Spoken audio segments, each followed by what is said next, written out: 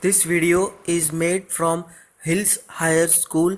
Myself, Jinish V. Shah. Students, today we are going to continue with the first lesson of SS in Standard 8, whose name is Arrival of Europeans in India. Let's start. The Dutch. After 100 years of arrival of Portuguese at the end of the 16th century, 100 साल तक जब Portuguese India में आए थे at the end of 16th century के end में the Dutch of Holland now the Netherlands came to India for trade. फिर उसके बाद नेदरलैंड के लोग इंडिया में ट्रेडिंग के लिए आए थे. Initially they establish forts of Pulicat and Madras now Chennai. उन्होंने भी पुलिकट में और मद्रास में फोर्ट्स एस्टैब्लिश किए थे. They also established a trading centre in Agra in the year 1663. तो उन्होंने भी आगरा में ट्रेडिंग सेंटर्स खोले थे इन the year 1663. Meanwhile the British also arrived in India. उन्हें देखते हुए ब्रिटिश भी इंडिया में अराइव हो गई.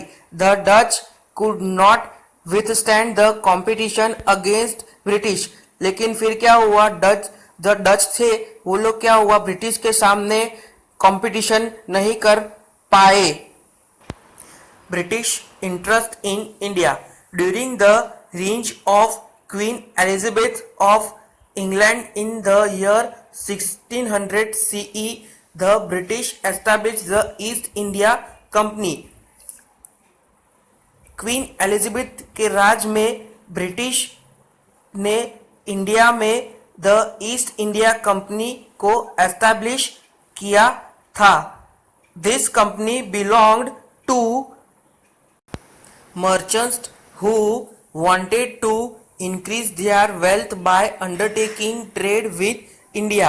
ये जो कंपनी बनाई हुई थी ईस्ट इंडिया कंपनी, वो उन मर्चेंट्सों के लिए थी, ट्रेडर्सों के लिए थी जिनको इंडिया के साथ ट्रेड बढ़ानी हो और उनकी वेल्थ भी बढ़ानी हो. The first British ship arrived in India at the port of Surat in the year 1608 CE. Captain W. Hawkins, the captain of the ship, was the first British to set foot in India. Captain W. Hawkins वो पहले captain थे ship के जिन्होंने सी root से India में पैर रखा था ट्रेडिंग करने के लिए.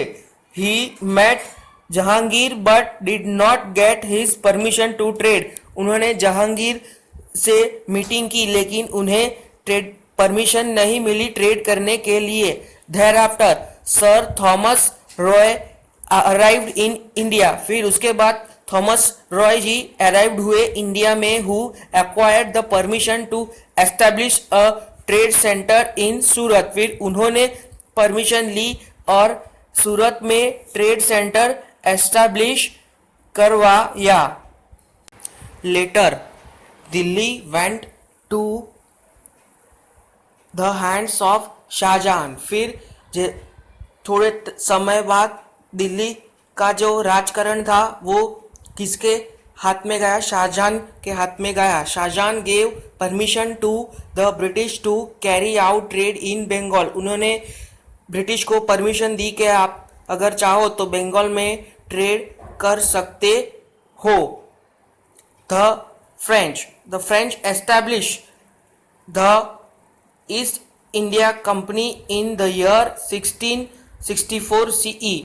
दे established factories in Surat, Machilipatnam and Pondicherry. The head of French company was Joseph Francois Dupleix, who had the desire to expand the European rule in India, उसको यूरोपियन रूल इंडिया में एक्सपांड करना था। Thus the French and the British stood in competition against each other, फिर दोनों में क्या हो गया, कंपटीशन शुरू हो गया और दोनों को ट्रेड इंडिया में ही करनी थी। The strongest European company, there were innumerable disputes and battles and finally the British emerged as the winner, बहुत सारी बैटल्स हुई लेकिन फाइनली ब्रिटिश ही जीती उसमें ये ट्रेड के लिए। However, the French retained their control over the trading center of Puducherry, French ने जो पुडुचेरी में अपना ट्रेडिंग सेंटर खुला था उन पे उसने कब्जा कर लिया। Mahe and Chandernagore, British trade center in Bengal. The British first started their trade on the banks of the river Hooghly and established forts in the year 1651 CE. British ने अपनी जो ट्रेड थी वो कहाँ से शुरू की, banks of river Hooghly, Hooghly में स्टार्ट की and establish a fort in year 1651 CE. The forts were garrisoned for their protection of the factory and got the permission from the Mughal Emperor Aurangzeb to trade without paying taxes against an annual payment. उन्हें कोई भी annual payment करनी पड़ती नहीं थी taxes की। किसकी permission से? मुगल एम्परर औरंगजेब की परमिशन से। This video is from Hellfire English Medium School.